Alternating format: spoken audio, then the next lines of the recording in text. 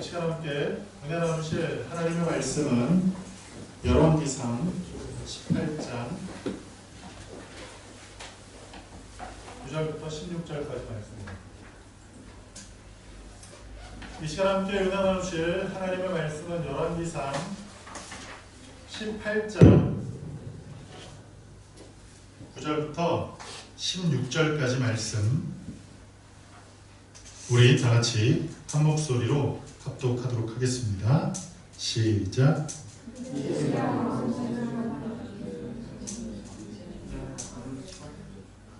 18장 9절부터 히스기야 왕 제4년 곧 이스라엘의 왕 엘라의 아들 호세아 제7년에 아수르의 왕 살마네셀이 사마리아로부터 올라와서 에워쌌더라.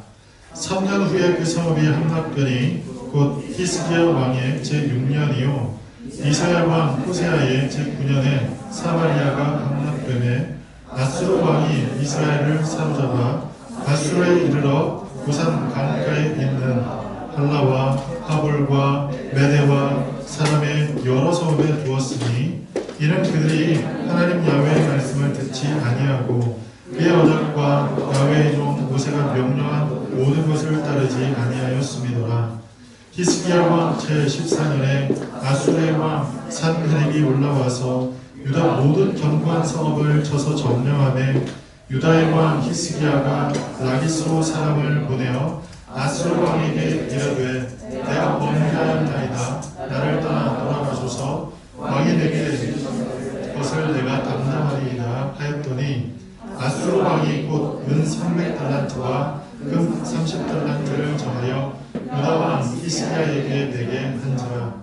히스기야가 이에 야훼의 성전과 왕궁 안에 있는 은을 다 주었고 또 그때 유다 왕 히스기야가 야훼의 성전 금과 자기가 모든 기둥에 입힌 금을 벗겨 모두 아수르 왕에게 주었더라. 아멘. 우리 자리 앉으면서 하나님께서 당신을 축복하십니다. 서로 인사 나누겠습니다.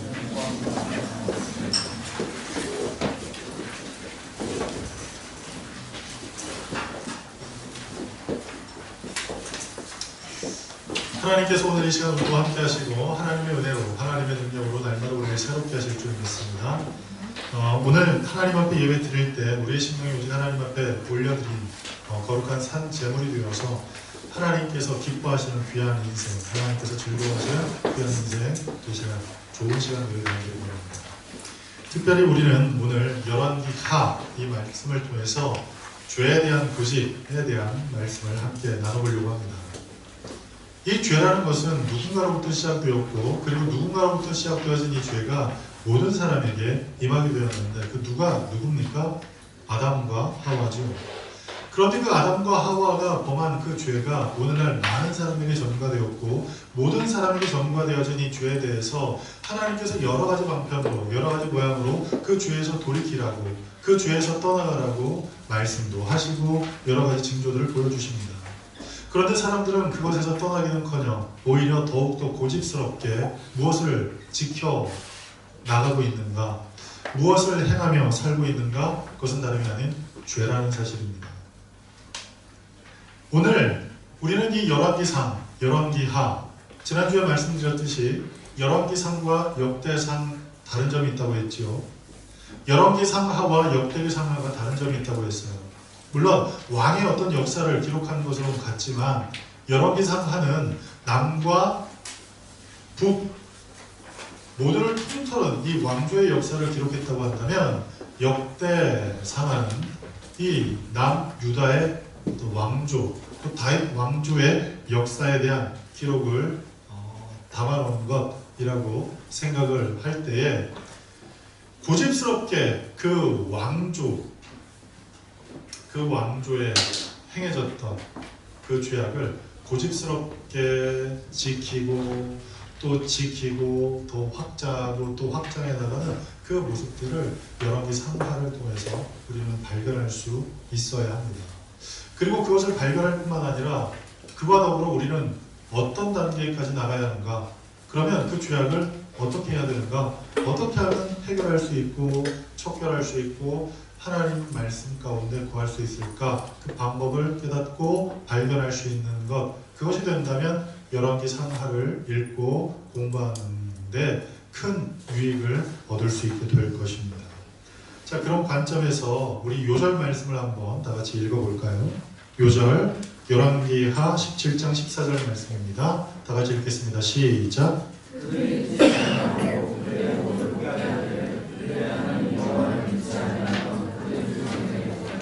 하여 아멘.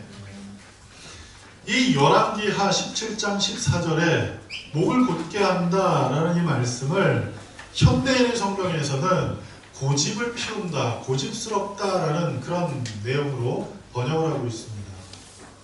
목을 곧게 한다는 것은 무엇을 의미하느냐? 마음을 돌이키지 않는 거예요. 자기가 생각하는 것, 자기가 갖고 있는 그 고집을 굽히지 않고 그 고집대로 사는 것, 고집대로 행하는 것, 고집대로 나아가는 것, 그것이 무엇을 의미하냐면 바로 이 열왕기하 17장 14절의 말씀이고 곧 이스라엘 그리고 유다의 모습이었다는 사실입니다.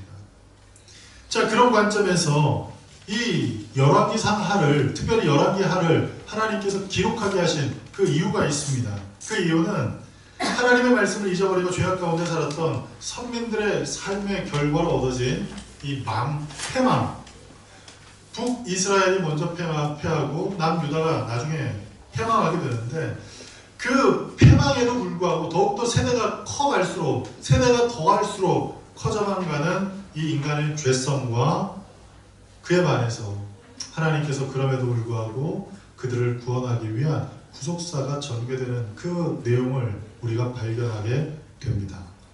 자, 오늘 특별히 이 열왕기하는 네 가지 섹션으로 구분할 수가 있는데 엘리야와 엘리사의 어떤 그 일대기가 기록되어 있고 그리고 이스라엘에 대한 심판, 그래서 이스라엘은 사라져요. 그리고 약 130년 동안 남유다가 존속하다가 결국 남유다도 망하게 됩니다. 그래서 이 열왕기 상하는 무엇을 기록하는 것이다? 바벨론의 포로로 끌려간 이스라엘 백성들이 왜 우리가 이러한 전쟁 가운데 들어오게 되었나? 왜 우리는 이러한 비참한 현실에 맞닥뜨려야만 하는가에 대한 대답, 이유, 그것들을 알려주기 위해서 포로의 때 사람들에게 그것을 전하기 위해 기록되었다는 그 내용을 통해서 알 수 있듯이 하나님께서 이 열왕기상하를 통해서, 열왕기하를 통해서 우리 인간이 얼마나 하나님 앞에 폐역함을 갖고 있는지를 드러내주고 있다는 사실을 우리는 발견해야 합니다. 자, 그러면 열왕기하 내용을 우리가 살펴볼 때 크게 두 내용으로 살펴볼 텐데 1장부터 17장까지는 북이스라엘에 대한 역사가 기록됩니다. 물론 그렇다고 해서 북이스라엘의 역사만 기록된 것이 아니라 남유다와 이 역사가 섞여집니다. 그런데 주로 어떤 역사? 북이스라엘의 역사가 기록됩니다. 그리고 두 번째는 남유다, 18장부터 25장까지는 남유다와 관련된 이 역사가 기록되는데 북이스라엘은 아수르의 패망을 하고 남유다는 바벨론에 의해 패망을 하게 됩니다. 자, 이제 1장부터 한번 보도록 하겠습니다. 열왕기하 1장에는 누가 등장하게 되냐면 엘리야라는 사람이 이 등장을 하게 됩니다. 뿐만 아니라 이 아하시아라는 왕이 등극을 하게 되는데 북이스라엘에서 여로보암 그 후에 이 아하시아라는 왕이 등극하게 되는데 여러분들 열왕기하를 읽으면서 발견했는지 모르겠지만 북이스라엘 왕들의 삶에 대해서 평가를 할 때 꼭 빠지지 않는 이름이 등장하는데 그게 누구냐면 여로보암입니다. 그가 여로보암의 길을 갔다, 여로보암처럼 행했다, 그렇게 얘기를 해요. 그러면 그것은 무엇을 뜻하느냐? 여로보암처럼 했다는 것은 무엇을 뜻하느냐? 여러분 열왕기상을 읽었더니 여로보암이 어떻게 했나요? 그는 원래 왕이 될 수 있는 사람이 아니었잖아요. 그죠? 하나님께서 다윗을 통해서 그 나라를 왕성케 하시겠다고 했는데 누구의 죄악으로 인해서? 솔로몬의 죄악으로 인해서 그 나라가 분열하게 됩니다. 그리고 그 나라의 분열을 남유다는 르호보암이 왕으로 등극하게 되고 북이스라엘은 10지파가 공동으로 이 동맹을 맺고 여로보암을 왕으로 추대하고 왕을 세우는데, 이 여로보암이 나라를 다스리다 보니까 자기들이 위기의식을 갖게 되는 게 무엇이었냐면, 첫 번째, 자기들은 어떤 사람이라는 정체성, 하나님으로부터 선택되어진 선민이라는 정체성이 그래도 있었나 봐요. 그래서 북이스라엘 사람도 하나님 앞에 예배를 드리기 위해서 어디로 와야 됐냐면, 제사를 드리기 위해서 예루살렘으로 와야 했단 말이에요. 그때 여로보암이 생각을 했습니다. 이러다가는 나라가 망하겠는데? 라는 생각을 합니다. 그리고 여로보암은 또 어떤 생각을 하게 됐냐면, 이 상태로 놔두다 보면 이 국가가 국가의 모습으로 세워지기보다는 굉장히 어정쩡한 모습으로 세워질 뿐 아니라 이 왕권이 바로 세워지지 않는 일을 통해서 얼마 안 있다가 이 나라가 망하게 될 것 같은 그런 위기의식을 느끼게 됐습니다. 그래서 이 여로보암이 어떤 일을 하게 됐냐면, 예루살렘 성전으로 가서 제사를 드리던 그 사람들을 가지 못하게 해요. 그리고 그 사람들을 위해서 산당을 세웁니다. 그런데 산당만 세웠다면 또 달라질지 몰라요. 그런데 산당을 세웠는데 그곳에 무엇을 놓게 되냐면, 하나님을 놓지 않고, 하나님을 섬기도록 하지 않고, 애굽에서 나와서 이스라엘 백성들이 처음으로 만든 우상이 뭐였죠? 황금송아지를 만들었잖아요. 그 황금송아지를 그 산당에다가 세워놓고 그것을 예배하도록, 그를 향해서 제사하도록 만들었다는 사실입니다. 그래서 열왕기 하에 나오는 이 북이스라엘의 모든 왕에 대해서 빠지지 않고 기록하고 있는 내용이 무엇이냐면, 그의 선조 여로보암의 길을 갔다, 여로보암처럼 행했다, 그 내용을 빠뜨리지 않고 기록하고 있습니다. 자, 아하시아가 왕에 등극했을 때 달라졌을까요? 달라지지 않았어요. 그도 또한 그의 아버지처럼 여전히 패역함을 버리지 못했습니다. 그런데 그때 누가 활동을 했냐면, 하나님의 선지자 엘리야가 이 활동을 할 때였어요. 그런 그 상황에서 하나님께서 엘리야에게 한 말씀을 주시는데, 그것은 무엇이냐면 그 아하시아가 죽을 것에 대해서 얘기를 합니다. 그리고 아하시아가 큰 위기 가운데 빠져요. 그 죽음 가운데 사마리아에서 이 아하시아가 난간에서 떨어져가지고 큰 병을 얻어서 이제 오늘 내일 죽을 것 같은 그 상황 가운데서 자기가 살 것인지에 대해 누구에게 가서, 엘리야에게 가서 물으라고 병사를 보냈어요. 근데 이 엘리야는 원수죠. 그래서 50부장을 명하여 병사들을 이끌고 가서 내가 살 것인지에 대해서 물어보라고 했는데, 첫 번째, 두 번째 간 사람들이 다 어떻게 돼요? 죽죠. 그리고 세 번째 간 사람은 그 모든 내용을 듣고, 내가 그렇게 전에 갔던 50부장처럼 하면 안 되겠다 생각을 하고, 그 엘리야 앞에 굉장히 겸손한 모습으로, 경배한 모습으로 나를 죽이지 말라고 애원하면서 그 앞에 섭니다. 그럴 때 엘리야가 뭐라고 얘기를 합니까? 아하시아가 죽을 것에 대해서 이야기를 합니다. 그리고 그 아하시아가 죽고 난 후에 그의 뒤를 이어서 여호람이 왕이 되지요. 자, 근데 그 사이에 어떤 일이 일어나게 되냐면, 엘리야가 이제 하늘로 승천할 날이 얼마 남지 않음을 사람들도 직감을 하게 됐습니다. 그래서 그의 종이었던 엘리사가, 엘리야의 물을 따랐던 이 엘리사가 엘리야를 따라서 길갈, 베델, 요단 그곳을 함께 다녔죠.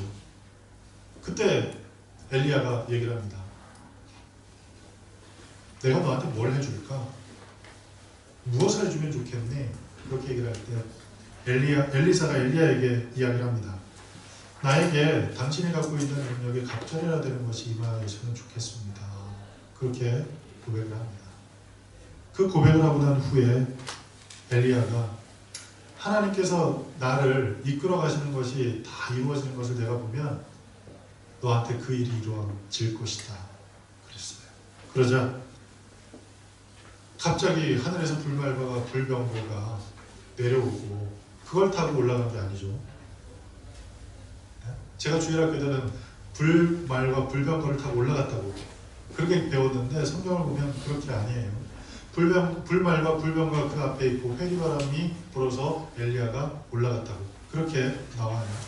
그럴 때 올라갈 때 그에게 겉옷이 벗겨졌는데 그 겉옷을 짚고 엘리사가 그 옷을 말아서 요단 강물을 치는 순간 그 강물이 갈라지고 그에게 갑절이나 되는 능력이 임하게 됩니다. 그것을 어떻게 알게 되냐면 엘리야가 살아생전에 여러 가지 기적들을 많이 행했을 거 아니에요. 그런데 그 많은 기적 가운데 성경에 기록된 기적이 8개예요. 8개. 그런데 엘리사는 몇 개? 16가지의 그 기적을 베푼 것에 대한 기록이 열왕기 상하에 기록이 됩니다. 갑절이라 되는 그 능력을 하나님께서 진실로 엘리사에게 허락을 하시죠. 그리고 이 엘리사가 하나님의 능력을 받아서 하나님의 선지자로 세움을 받게 되죠. 그런데 엘리사가 베델로 올라갈 때 엘리사가 좀 신체에 그 핸디캡이 좀 있었어요. 그 핸디캡이 뭐였냐면 이 머리가 대머리였어요. 대머리. 그 주변에서 놀고 있던 아이들이 엘리사를 보고 놀리기 시작했죠. 막 놀릴 때 갑자기 어떤 일이 일어납니까? 엘리사가 화가 났어요. 그래서 그들을 꾸짖고 저주를 하자 갑자기 곰이 나타나서 암곰이 나타나서 그곳에 있는 42명의 아이들을 찢어 죽이죠. 그래서 이 기록을 보면서 많은 분들이 그런 얘기를 합니다. 하나님께서 기름 부으신 사람을 조롱하거나 그를 우롱하는 것, 그것에 대해서 하나님께서 기뻐하지 않는다. 뭐 그렇게 이야기를 하기도 합니다. 자, 그런 일이 있고 난 후에 열왕기하 3장에는 요람 왕이 어떤 일을 하게 되냐면 모압을 쳐서 이기게 됩니다. 그런데 이 요람 왕은 바알의 우상에는 없었지만 하나님께로 완전히 돌아가지 못했고 하나님을 바르게 섬기지 못한 왕이었죠. 그런 그 요람이 어떤 일을 하게 되냐면 이 여호사밧과 동맹을 하게 됩니다. 그리고 에돔 왕과 동맹을 해서 자기들을 배반한 이 모압을 치러 가요. 그런데 그곳에서 어떤 일을 당하게 되지요? 가는데 물이 없어진 거예요. 7일쯤 물을 접하지 못하자 모두가 죽게 될 그때에 갑자기 이 남유다의 여호사밧이라는 왕이 하나님의 사람에게 우리가 어찌 될지, 우리가 어떻게 해야 할지 가서 물으라고 얘기를 합니다. 북이스라엘의 왕은 아무런 대책이 없는 그때 이 여호사밧이라는 이 훌륭한 왕이 하나님께서 기뻐하심을 입었던 그 왕이 하나님의 선지자에게 가서 그것을 물으라 할 때 엘리사에게 땅을 파면 그곳에서 물이 나올 것이다 라고 얘기를 하죠. 그런데 그 물이 저녁빛이 비출 때, 석양빛이 비출 때 뭐처럼 보여요? 핏빛처럼 보여가지고 모압 백성들이 자기들끼리 이 세 개의 연합군이 자기들끼리 싸워가지고 다 죽었나 보다 생각을 하고 아무런 방비도 없고 아무런 이 그 회의함 가운데 그 진영에 갔다가 결국 죽임을 당하게 되죠.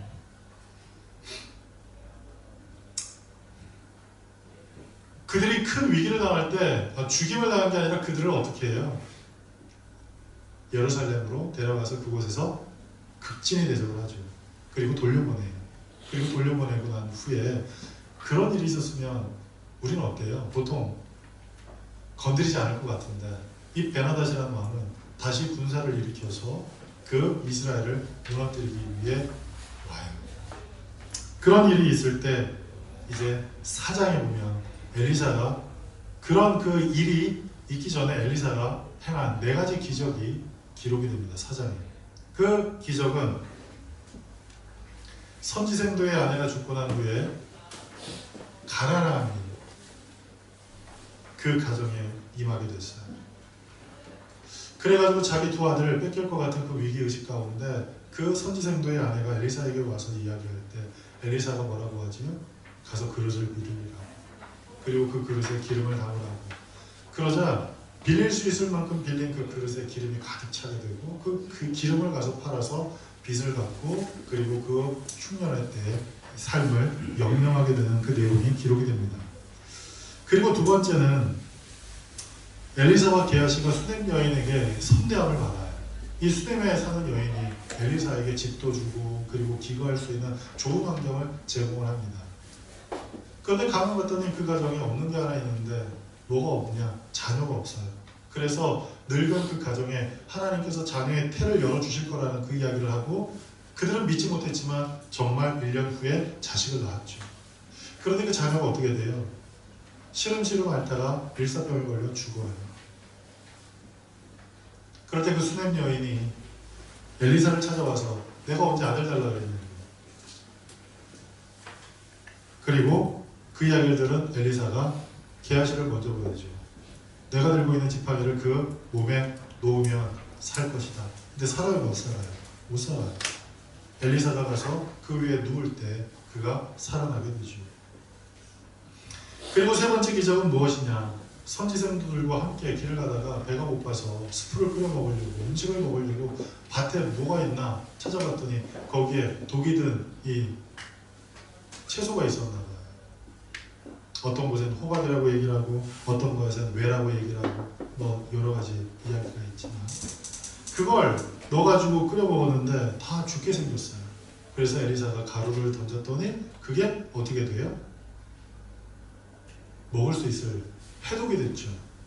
그리고 네 번째 기적은 어떤 한 사람이 보리떡 20개와 채소 1가지를 가지고 왔는데 그걸 100명이 먹었어요. 100명이. 그래서 이걸 가리켜서 20병 1소의 기적이다. 뭐 그런 얘기도 합니다. 자, 그리고 열왕기하 5장 그 5장에 들어가 보면 어떤 내용이 나와요? 아람의 군대 장관 나아만이 나오죠. 그 나아만은 왕에게 있어서는 정말 없어서는 안 될 아주 훌륭한 병사였어요. 그리고 군대 장관이었어요. 모든 군대를 통솔하는 그 장관이었던 나아만 때문에 그 나라가 점점 확장이 되었던 거예요. 그래서 왕에게 굉장히 신임을 받았던 이 나아만이 문둥병에 걸렸는데 그 몸쪽으로 데려왔던 유대의 어떤 소녀가 우리 주인에게 가서 이야기를 하면 가서 부탁을 하면 그가 나을 것이다라는 이야기를 듣습니다. 그리고 나아만이 누구에게 이야기를 해요? 요람왕에게 얘기를 하고 그리고 그 요람왕은 어때요? 요람왕은 나아만의 청을 듣고 편지를 써주고 그리고 요람왕에게 그 서신을 보냅니다. 근데 요람왕이 그 병든 사람을 치료할 수 있는 능력이 있나요? 없나요? 없어요. 그래서 이건 틀림없이 우리나라를 정복하기 위한 이 계책이다 생각을 하고 옷을 찢고 분통해하고 있을 그때 엘리사가 그 이야기를 듣고 나아만에게 전가를 보냅니다. 가서 유당강물에 7번 씻으라. 그리고 그 말처럼 씻을 때에 그가 깨끗해지게 되지요. 그리고 또 어떤 일이 일어나게 됩니까? 선지 생도들이 같이 생활하는데 숙소가 너무 적자 숙소를 만들기 위해서 나무를 캡니다. 나무를 캐기 위해서 나무를 캐다가 우리가 많이 들었던 얘기죠. 서녀 나무꾼에서 나무꾼이 도끼를 가지고 도끼질을 하는데 도끼가 물에 퐁당 빠져요. 거기까지는 똑같아요. 근데 갑자기 산신령이 쭉 나타나가지고 금도끼를 보여주면서 이게 네 도끼냐? 아니요. 은도끼를 보여주면서 이게 아니요. 그리고 무슨 도끼죠? 동도끼인가요? 그냥 도끼를 보여주면서 이게 네 거냐? 맞습니다. 제 겁니다. 네가 정직함 때문에 금도끼랑 은도끼랑 다 줄게. 그게 우리나라 얘기잖아요. 그런데 이 엘리사의 얘기는 엘리사가 그곳에서 이 작대기를 듣고 그 도끼를 가지려고 할 때 그 도끼가 떠올랐죠. 그리고 7번째 그리고 그 다음에 성을 구하는 사건이 나오죠. 그 성을 구하는 사건은 7장에 나오는데 이 베나닷이 연합군을 결성을 해서 엘리사를 죽이려고 도단성을 메웠습니다. 그리고 그 일이 있고 난 후에 그곳에 기근이 들어서 어떤 일이 일어나게 되죠? 사람들이 자기의 자녀들을 살면서 먹는 지경까지 이르게 됩니다. 그런 그 처참한 상황 가운데 엘리사가 예언을 하죠. 하나님께서 내일 이맘때에 하나님께서 우리에게 곡식을 허락하실 것이다. 그렇게 얘기를 하자 군대 장관이 뭐라고 합니까? 하나님의 아무리 능력이 많아도 이 많은 백성을 먹일 수가 없다. 그렇게 얘기를 하죠. 그럴 때 엘리사가 한마디 합니다. 네가 그것을 볼 수는 있지만 너는 먹을 수 없을 것이다. 그 말대로 그 다음날 문둥병자 4명이 저녁에 길을 걸어가는데 그 발자국 소리를 마치 큰 이 군대 발자국 소리를 듣고 연합군을 결성했던 아람 연합군이 베나닷이 혼비백산하고 도망가면서 놔뒀던 그 모든 것들을 가지고 이스라엘 백성들이 먹게 되는 그런 내용이 나오죠. 자, 이러한 그 모든 그 내용 가운데서 또 한 가지, 지금 베나닷이 병에 걸리죠. 그래서 하사엘이라는 사람을 보내. 그때 하사엘에게 엘리사가 얘기를 하면서 물어요. 두 가지 이유 때문에 물어요. 첫 번째는 네가 왕이 될 것이다. 베나닷이 죽고 네가 왕이 될 것이다. 그리고 또 하나는 너로 인해서 우리 이스라엘 백성들이 큰 고통을 당할 것이다. 그래서 그가 슬퍼해요. 그런 내용이 이제 나오죠. 자, 그리고 이제 8장을 지나서 여호람과 아하시아라는 그 왕이 나오고 그 다음에 이 여호람과 아하시아도 여전히 패역한 왕이었어요. 패역한 왕이었어요. 그런데 그 후에 하나님께서 한 예언자를 세워서 예후가 왕이 될 것을 예언합니다. 엘리사가 가서 예언하라고 얘기를 하고 그가 시키는 대로 가서 예언을 했는데 정말 예후가 왕이 되죠. 그런데 예후가 왕이 되어서 어떤 일을 하게 되냐면 이 예후는 좀 이 독특한 인물이에요. 어떻게 독특하냐면 선한 면도 있고 나쁜 면도 있었어요. 그래서 어떤 사람들은 이 예후를 이 개혁자라고 얘기하는 사람도 있긴 한데 그런 것은 아닌 것 같아요. 왜 그런지는 이제 말씀을 통해서 우리 함께 살펴봅시다. 자, 이제 예후가 왕이 되는데 왕이 되고 난 후에 어떤 일을 했냐면 아합의 그 자손들을 다 죽이죠. 그리고 아합의 친족들을 다 죽여요. 어떤 편지를 보내냐면 아합의 자녀들이 흩어져서 장로들과 그리고 제사장들과 함께 있는데 그 사람들을 왕으로 세우라고 예후가 편지를 보냅니다. 그런데 예후 때문에 누가 죽었냐면 남과 북의 왕 둘 다 죽어요. 예후가 둘 다 죽였어요. 그런데 그 편지를 받아들자 그 편지를 받은 장로들과 제사장들이 두려워하기 시작했어요. 남과 북 두 왕을 둘 다 죽인 그 능력 있는 왕이 이 아합의 자녀를 왕으로 세우라고 하는 게 말이 되겠는가. 그래서 그들이 예후에게 얘기를 합니다. 우린 그 명령을 못 따르겠다고. 우리가 어떻게 하면 되겠냐고. 그러자 예후가 그 아합의 친족들, 그 자녀들 70명의 목을 베라고 얘기를 합니다. 그리고 그들이 그 예후의 얘기대로 70명의 목을 뱉죠. 그리고 목을 베고 그리고 또 어떤 일을 하게 되냐면 갑자기 그 반전이 생겨요. 예후가 전 국토에 이제 명령을 합니다. 우리가 이제 바알을 섬길 거다. 예전에 이 바알을 섬겼던 아합처럼 그렇게 섬기는 게 아니라 나는 아합보다 더 열심히 이 바알을 섬길 것이다. 그러니 바알에 충성하는 사람들, 바알의 제사장들은 다 모여라. 명령을 내렸어요. 그리고 또 한 가지. 만약 바알을 섬김에도 그 명령을 따르지 않고 오지 않는 사람은 그 자리에서 죽을 것이다. 그래서 바알을 섬기는 사람들이 다 모였어요. 그리고 축제 분위기였죠. 그렇게 축제 분위기였을 때 예후가 얘기를 합니다. 이곳에 하나님을 섬기는 사람들은 다 나가라고 얘기를 하고, 그리고 매복시켰던 병사들에게 명령해서 그곳에 모여있는 바알 이 선지자들 그리고 바알을 섬기는 사람들을 싹 죽입니다. 여기까지 보니까 굉장히 훌륭하잖아요. 그죠? 굉장히 훌륭한 것 같잖아요. 그런데 예언을 통해서 하나님께서 하나님의 예언의 말씀을 다 이루셨단 말이에요. 아합도 죽였고 그의 아내 이세벨 아합의 자손들을 다 죽였고 그 가족들도 다 죽였고, 그리고 또 이세벨도 이 예후가 그 내시들을 시켜서 건물에서 던지라 그래가지고 떨어져 죽었단 말이에요. 예언을 다 이루는 일에 이 예후가 쓰임 받았는데 예후가 하나님만을 전심으로 섬기지 못했어요. 그곳에 있는 산당에서 우상을 섬기던 그것을 버리지 못하고 그것 또한 우상을 섬기는 일을 하게 됩니다.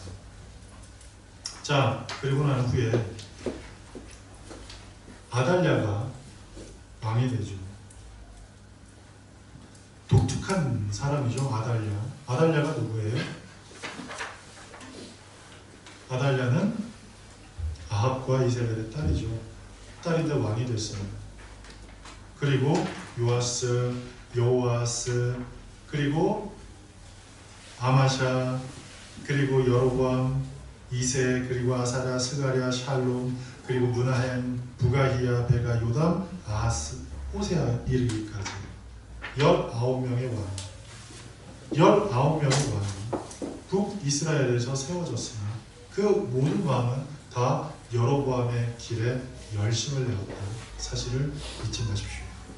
자, 남유다로 넘어왔을 때,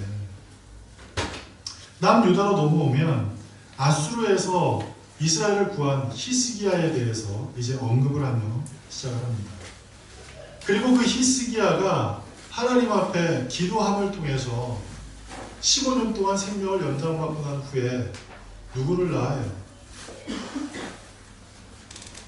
그가 15년 동안 생명을 연장받고 난 후에 3년 후에 누구를 낳냐면 므낫세라는 왕을 낳아요. 이 므낫세라는 왕에 대해서는 열왕기하 21장에 이렇게 표현을 합니다.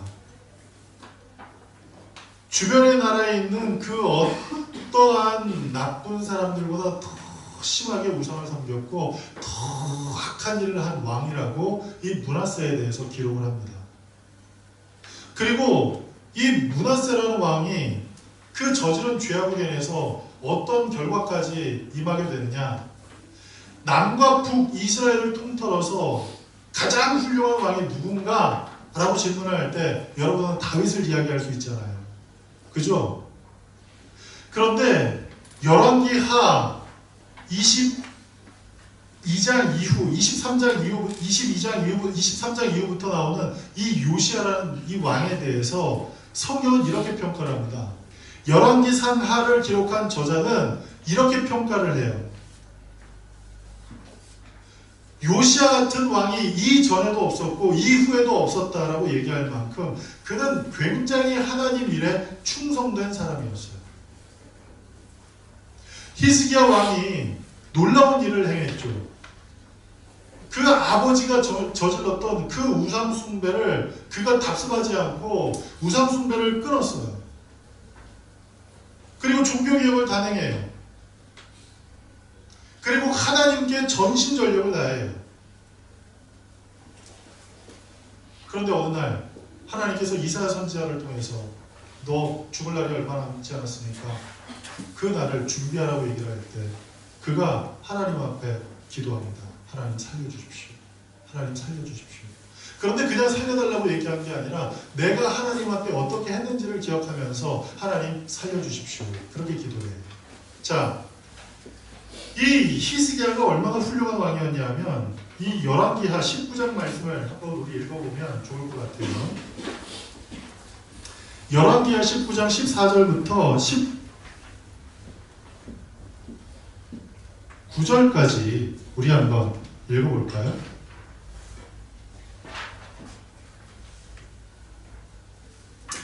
열왕기하 19장 14절부터 19절까지 우리 다 같이 한번 읽겠습니다. 시작. 히스기야가 사자의 손에서 편지를 받아보고 야훼의 성전에 올라가서 히스기야가 그 편지를 야훼 앞에 펴놓고 그 앞에서 히스기야가 기도하여 이르되 그 위에 계신 이스라엘의 하나님 야훼여, 주는 천하 만국을 홀로 하나님이시라. 주께서 천지를 만드셨나이다.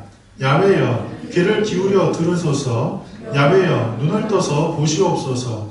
사내립이 살아계신 하나님을 비방하러 보낸 말을 들으시옵소서. 야훼여, 아수르 여러 왕이 과연 여러 민족과 그들의 땅을 황폐하게 하고 또 그들의 신들을 불에 던졌사오니 이는 그들이 신이 아니요 사람의 손으로 만든 것 곧 나무와 돌뿐이므로 멸하였나이다. 우리 하나님 야훼여, 원하건대 이제 우리를 그의 손에서 구원하옵소서. 그리하시면 천하 만국이 주 야훼가 홀로 하나님이신 줄 알리이다 하니라. 아멘.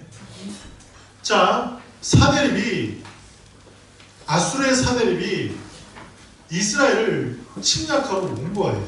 그때 하나님 앞에 겸비한 히스기야가 기도한 내용인데, 그 내용이 어떤 것이냐면 사내립에게는 유대의 말을 잘하는 종이 있었어요.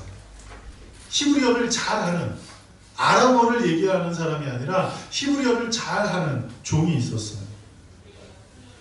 그런데 그 종이 뭐라고 얘기를 하냐면, 너희가 히스기야를 따르는 것은 하나님의 뜻에 위반되는 일이라고. 하나님께서는 너희가 항복하길 원하신다고. 그리고 너희가 항복하면 너희를 좋은 땅에 우리가 살게 하고 너희로 배불리 먹여줄 거라고. 그렇게 얘기를 합니다. 그렇게 히스기야, 그리고 살아계신 하나님을 그렇게 조롱하는 그 사내립의 그 시종의 얘기를 듣고 백성들이 아무 얘기하지 않는 그때에, 왜 아무 얘기 안 했냐면 히스기야가 아무 얘기 하지 말라고 했으니까 그 얘기만 그냥 듣고 있었던 거예요. 그럴 때 그가 편지를 썼어요. 사내립에게. 사내립이 편지를 썼는데 그 편지를 히스기야가 받고 그 받은 그 편지를 하나님 앞에 펼쳐놓고 기도하는 내용이 이 내용이에요.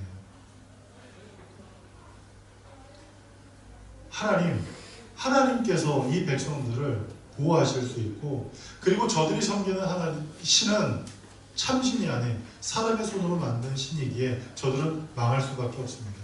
저들을 멸하사 살아계신 하나님이 정말 하나님임을 모든 천하가 알게 하옵소서 하는 그 기도를 하나님 앞에 올려드리고 그가 그 전쟁에서 승리를 하죠. 자, 그런데 이렇게 훌륭했던 히스기야조차도 하지 않았던 일이 있는데, 그게 뭐냐면 모세의 율법에 기록하고 있는 유월절을 지키지 않았었어요. 히스기야 왕조차도 이 모세의 율법에서 명하고 있는 유월절을 지키지 않았는데, 이 요시야 왕은 유월절을 지킵니다. 그가 유월절을 지키게 된 동기가 있었는데, 그게 뭐냐면 성전을 보수를 하다가 무엇을 발견해요? 율법서를 발견하고 그 율법서를 낭독하여 그것대로 살자고, 그것대로 우리가 다시금 살아보자고 사람들에게 이야기를 합니다. 그래서 이스라엘에 있었던 가장 위대한 종교개혁은 무엇이냐? 요시야의 종교개혁이에요. 그리고 그 말씀에서 얘기하고 있는 그대로 모든 우상들을 다, 그리고 산당도 다, 그리고 성전에서 음탕함을 행했던 그 남창과 그리고 그 모든 사람들을 다 멸하고 하나님만을 섬기는 일에 열심을 내는 것입니다. 그런 그 요시야에 대해서 성경은 뭐라고 얘기하냐면 그 전에도 없었고 그 후에도 없었다라고 이야기를 합니다. 그런데 요시야가 어떻게 그와 같은 종교개혁을 정말 귀하게 그리고 바르게 행할 수 있었느냐? 하나님의 말씀이 그에게 들려졌기 때문이에요. 그리고 하나님의 말씀이 그 앞에 있었기 때문이에요. 성전을 보수하다가 그 성전에 어딘가에 있었던 그 율법서를 발견하고 그것을 서기관이 읽는 그 내용을 듣고 요시야가 자기 옷을 찢고 가슴을 찢으며 하나님 앞에 회개하고 그 백성들에게 이야기를 합니다. 이제 우리가 하나님만 섬기자. 우리가 하나님만 열심히 섬기는 하나님 나라가 되자. 그렇게 이야기를 합니다. 여러분, 우리의 신앙이 오늘 우리가 이야기하려고 하는 이 죄에 대해서 고집스럽게 내 의지와는 때로 상관없이 은연중에 무의식 중에 죄 가운데 거할 때도 있고, 그리고 그것이 틀림없이 죄인 줄 알면서도 그 죄에서 떠나지 못하는 그 순간 가운데 서 있을 때 그 문제를 해결할 수 있는 방법, 그 죄의 고집스러움을 끊어낼 수 있는 방법, 그리고 그 죄의 영향력을 우리의 삶에서 완전히 차단할 수 있는 방법, 그것은 다른 방법 없어요. 두 가지. 첫 번째, 무너진 내 성전을 보수하는 거예요. 고린도전서 3장에 보면 하나님께서 우리에게 이렇게 말씀합니다. 너희 몸이 하나님의 영이 거하시는 성전인 줄 알지 못하느냐라고 말씀합니다. 우리의 몸은 하나님의 성전입니다. 우리의 몸은 하나님을 예배하도록 만들어진 것입니다. 그런데 하나님을 예배하지 못하고 하나님을 섬기지 못하고 하나님을 향해 우리가 서 있지 못하도록 그렇게 살아가는 그 이유는 우리의 이 성전이 무너졌기 때문이에요. 우리의 이 성전이 손상을 받았기 때문이에요. 그럴 때 우리가 해야 할 일은 무엇인가? 그 성전을 보수하는 일이에요. 성전을 다시 세우는 일이에요. 무너진 그 성전을 다시 세우는 일이에요. 그 무너진 성전을 다시 세우는 그 작업이 무엇이냐? 하나님의 영이 거하는 성전이라고 말씀한 그 말씀을 기억해보면 해답이 나왔죠. 하나님의 성령께서 내 안에 거하시도록, 하나님의 성령께서 내 심령 가운데 임재하시도록 성령님을 초청하고 성령님을 갈구하는 것이 우리의 심령 가운데 매일매일의 삶 가운데 넘쳐나야 한다는 사실을 잊지 마십시오. 여러분이 매일매일을 살아가면서 부족한 것이 있을 때, 매일매일 살아가면서 내가 좀 뭔가 모자란 것이 있다는 그것이 느껴질 때는 그것을 얻기 위해서 얼마나 애를 씁니까? 교회에서 저녁을 먹죠. 저녁을 먹고 집에 가는데 어떨 때는 배가 심하게 고플 때가 있어요. 교회에서 저녁을 먹었는데도 집에 갈 때쯤 한 7시 반쯤 8시 가까이 되면 또 배가 고플 때가 있어요. 그러면 집에 가서 또 밥을 또 먹어요. 그런 일이 있어요. 근데 그때 어때요? 밥 먹을 때 막 허겁지겁 밥을 찾게 되고, 너무 배가 고프면 허겁지겁 음식을 찾아요. 근데 생각해보세요. 불과 몇 시간 전에 밥을 먹었는데도 또 허기지면 또 음식을 먹잖아요. 저만 그런가요? 저만 그러진 않겠죠? 여러분, 우리가 무엇인가 모자라다는 생각이 들고 내게 무엇인가 충족되지 않는 어떤 갈증을 느낄 때 그 갈증을 채우기 위해서 어때요? 최선을 다하잖아요. 열심을 다하잖아요. 우리가 우리의 삶 가운데 우리를 좀먹고 우리의 영혼을 무너뜨리는 그 죄는 조그만 것이라도 우리의 삶 가운데 들어오면 그 죄는 어때요? 점점 커지고 커져서 우리를 마침내 무너뜨리게 되는데, 그 죄의 고집스러움을, 그 죄의 영향력을 우리의 삶에서 끊어낼 수 있는 유일한 방법은 무너진 하나님의 성전을 다시금 세우는 일이에요. 성전을 보수하는 일인 줄 믿으시기 바랍니다. 그 성전을 보수하는 일은 하나님의 성령이 내 삶 가운데 임하시도록 성령님을 초청하는 거예요.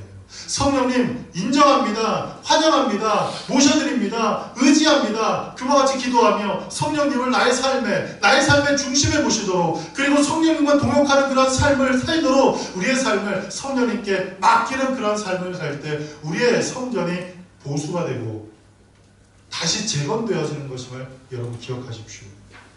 그리고 그 성전을 보수할 때 우리에게 잊혀졌던 하나님의 말씀이 다시금 들려지게 될 것입니다. 성전을 보수해 나갈 때 우리 안에 무너졌던 그 하나님의 역사가 다시금 회복되어지는 그때에, 우리의 심령 가운데 하나님의 성령이 임하실 때에 그 하나님의 성령이 우리의 삶 속에 하나님의 말씀을 들려주실 거예요. 하나님의 진리를 우리에게 들려주실 거예요. 하나님의 기쁘신 것을 우리에게 들려주실 거예요. 그 기쁘신 것이 우리에게 들려질 그때 그 말씀을 토대로 해서, 그 말씀을 기준으로 해서 우리의 삶을 변화시켜 나가야 할 것입니다. 하나님의 말씀이 우리에게 들려질 때 그것을 선별해서 듣거나, 혹은 하나님의 말씀이 우리의 심령 가운데 들려질 때 그것을 타협하거나, 혹은 하나님의 말씀이 우리에게 들려질 때 그 말씀 앞에서 하나님, 이 말씀은 나는 못 지키니까 이건 나한테 주지 마십시오라고 한다거나, 그런 모습이 아니라 어떤 말씀이라도, 무슨 말씀이라도 무너졌던 그 성전을 보수하면서 하나님의 말씀이 내게 들려질 때에, 내게 보여질 때에 그 말씀의 기준을 잡고 그 말씀 앞으로, 그리고 말씀이 이끄는 대로, 그리고 말씀이 지향하는 대로 우리가 나아갈 수 있을 때 우리는 죄의 고집스러움을, 그리고 죄의 영향력을 무너뜨릴 수 있다는 사실을 잊지 마시기 바랍니다. 그 요시야가 그 종교개혁을 단행합니다. 그런데 참 안타까운 얘기가 나와요. 이렇게 훌륭한 요시야 왕이, 이렇게 훌륭한 요시야 왕이 전쟁에 나가서 죽어요. 왜 죽어요? 그의 아버지 므낫세 때문에 죽는다는 성경은 기록하고 있어요. 그 아버지 므낫세가 죄를 범함으로, 그 아버지 므낫세가 하나님 앞에 죄를 범함으로 그 요시야가 죽임을 당하고, 그리고 그렇게 종교개혁을 단행했지만 결국 얼마 후에 이스라엘, 남유다도 결국 망하게 되죠.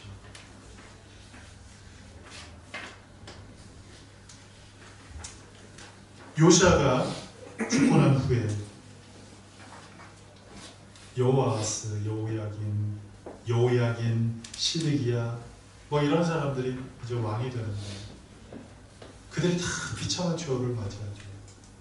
포로로 끌려가거나, 전쟁에서 죽임을 당하거나, 그리고 자식들이 보는 앞에서, 자기가 보는 앞에서 자식들이 죽고, 그리고 자기의 두 눈은 뽑혀서 쇠사슬에 묶여서 끌려가는 시드기야 같은 그러한 그 비참한 역사가 기록됩니다. 자, 이러한 역사 앞에서 우리가 발견하게 되는 이 사실이 두 가지가 있어요. 그게 무엇인가 하면, 첫 번째, 다 같이 한번 읽어볼까요? 열왕기하를 통해서 발견하게 되는 사실, 첫 번째, 다 같이 읽어봅니다. 시작. 여러분, 세상에는 두 가지의 길이 존재해요. 열왕기상을 통해서 우리에게 두 가지의 길을 보여주고 있는데, 하나는 다윗의 길이에요. 그리고 또 하나는 여로보암의 길입니다. 다윗의 길은 어떤 길이에요? 하나님을 섬기는 길, 하나님의 계명을 지키는 길, 하나님께서 말씀하신 것을 귀담아 듣는 길, 그리고 그것을 따르는 길을 걷는 사람들, 그 사람들을 이야기합니다.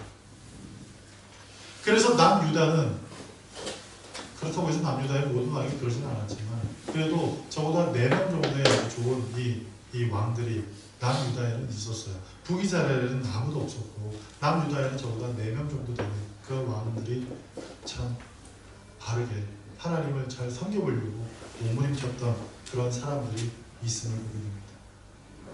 자, 그래서 남유다는 20명의 왕이 있는 동안 왕조가 하나밖에 없었어요.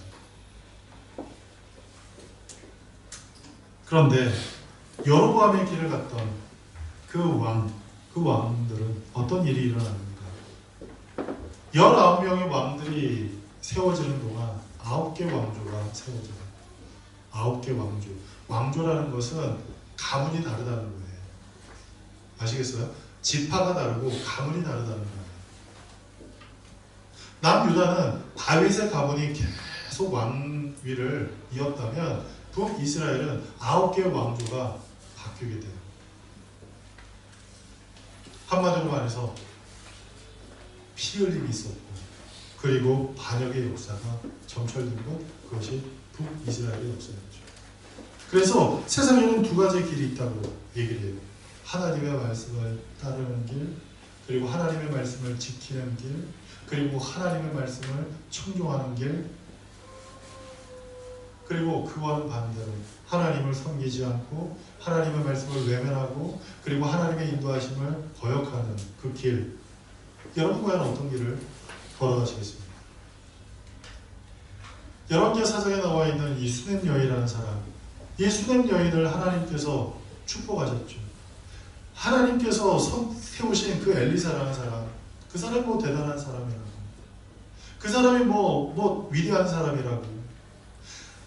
하나님께서 그를 세우셨기에 그가 대단했고 그가 위대한 사람이었는데 그 사람을 그 신이 대접한 일을 통해서 이 수렘 여행이 놀라운 은혜를 받잖아요.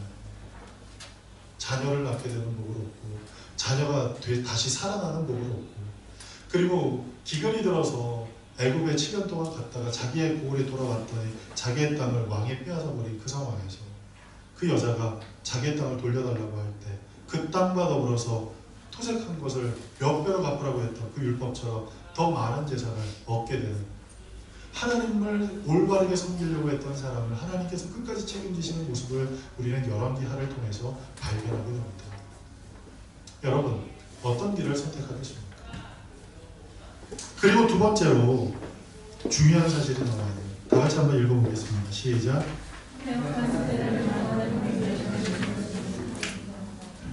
여러분 열왕기하를 통해서 우리가 세 가지의 중요한 사실을 보게 됩니다. 첫 번째는 열왕기하에는 수많은 기적들이 기록돼요. 수많은 기적들. 엄청난 기적들이 기록돼요. 도대체 왜 기적들이 기록될까? 왜 그 많은 기적들이 유독 패역한 세대에 하나님을 향한 반역하는 세대에 하나님을 섬기지 않고 우상을 섬기는 그 세대에 왜 기적이 나타날까? 우리는 생각할 때 하나님을 잘 믿을 때 기적이 나타나야 될 것 같고 하나님을 잘 섬길 때 내게 기적이 충만히 나타나야 될 것 같은데 오히려 그 반대로 하나님을 잘 섬기지 않고 우상을 섬기고 그리고 하나님의 말씀을 따르지 않고 오히려 세상을 따라나가는 사람들이 많은 그때에 하나님께서 기적을 행하셨다는 사실이에요. 예? 엘리야도 그렇고 엘리사도 그렇고 그들이 활동했던 때가 유대가 아닌 북이스라엘이었잖아. 왜 그런 일이 일어났을까요? 왜 그런 일이 일어났을까요? 그것은 너희들이 기적을 보고 이거 보고라도 좀 돌아와라 하는 하나님의 그 간절함이 있다는 사실을 여러분 아셔야 돼요. 예수님께서 패역한 세대를 향해서 이렇게 말씀합니다. 너희가 도대체 어떻게 하면 믿을래? 패역한 세대를 향해서 내가 보여줄 수 있는 기적은 요나의 기적밖에 없다고 얘기를 해요. 패역한 세대일수록 기적을 보려고 해요. 왜? 봐야만 믿거든요. 봐야만 믿을 것 같거든요. 그래서 하나님께서 그들에게 제발 이런 기적을 보고 내가 하나님인 걸 너희들이 알았으면 해 하는 마음에 하나님께서 그들에게 기적을 행해 주십니다. 열왕기하를 통해서 그러한 그 모습을 우리가 발견할 수 있어야 돼요.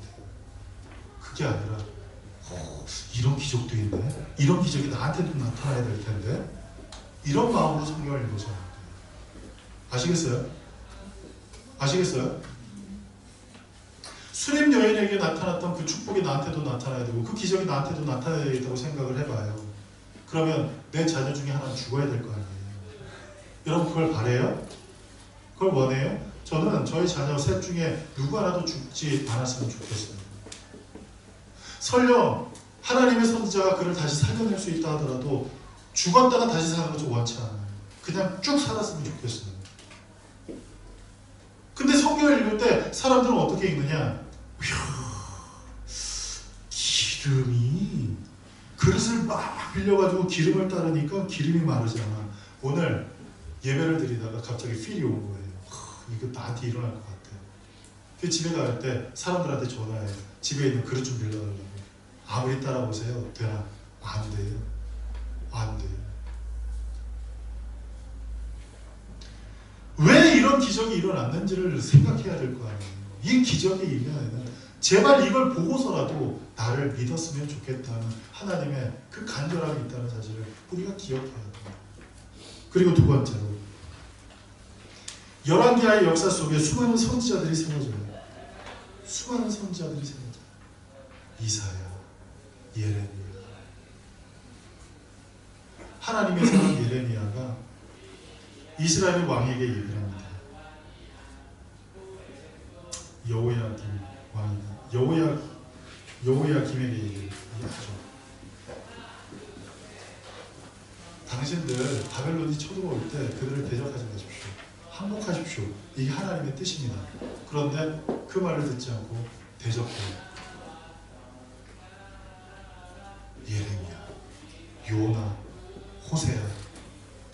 이런 선지자들이 그때 당시에 하나님의 말씀을 외치기 위해 그 시대를 살았어요. 왜 그랬을까요? 듣고서 회개할 수 있게, 듣고서 믿도록 하기 위한 하나님의 열심이 그 안에 있었다는 사실입니다. 그리고 세 번째는 다윗과의 언약을 신실하게 지키시는 하나님. 그 인간의 폐역함이 있지만 그 폐역함 가운데서도 하나님께서는 구속의 역사를 이루어 가신다는 거예요. 바벨론 어마어마한 나라였어요. 그 바벨론은 한마디로 말해서 황금 제국이었고 그 어떤 나라보다 더 큰 어떤 영광을 누렸던 그것이 바벨론이었어요. 애국도 그 앞에서 벌벌 떨 만큼. 그래서 이 바벨론에서 이스라엘이 배신을 때린 나라의 최후를 내가 보여주겠다 하고 그 성을 완전히 멸하려고 했지만 하나님께서 그 백성들을 어떻게 해요? 살려주세요. 심지어 하나님께서 그 사람들을 어떻게 선대하게 하시고 그리고 예레미야에게 들려주셨던 그 언약의 말씀처럼 70년 후에 이스라엘 백성들을 포로에서 돌아오게 해서 그 땅에서 다시금 살아갈 수 있도록 하신 그 모든 것은 무엇 때문에 하나님의 약속을 지켜기 위한 곧 예수 그리스도를 그 혈통에서 태어나게 하사 그 예수 그리스도를 통해서 온 인류를 구원하기 위한 하나님의 구속사를 이루기 위해서 지금도 하나님께서 이 열왕기 하의 역사 가운데서도 일하셨다는 사실입니다. 여러분, 이 열왕기 상하를 이제 마치면서 우리가 기억해야 할 것은 이 왕들의 역사 가운데서 우리가 봐야 할 것은 인간의 어떤 죄성을 봐야 되고 그 죄성을 바라보면서 내 모습을 한번 돌이켜봐야 돼. 그리고 돌이켜볼 때 내가 갖고 있는 오만과 편견들 그리고 그 오만과 편견으로 생긴 그 모든 죄로 인해서 그 죄가 더욱더 커져서 그 죄를 고집스럽게 지켜내는 나의 삶 속에 요시아가 종교개혁을 단행했던 그 모습처럼 성전을 재건하고 그리고 그 재건하는 가운데 발견했던 두루마리 책, 곧 율법책 그것을 듣고 또 듣는 일을 통해서 철저한 종교개혁을 단행했던 것처럼 날마다 성령 하나님을 의지하면서 그리고 하나님의 말씀을 늘 내 앞에 두고 그리고 하나님의 말씀을 늘 내 삶의 기준으로 설정하고 그 말씀 앞에 나아갈 수 있도록 그 말씀의 목표 앞에 우리가 서나갈 수 있도록 매일매일의 삶을 살기로 결단할 때 이 열왕기 상하를 읽은 유익이 우리에게 있을 줄 믿습니다. 기도하겠습니다.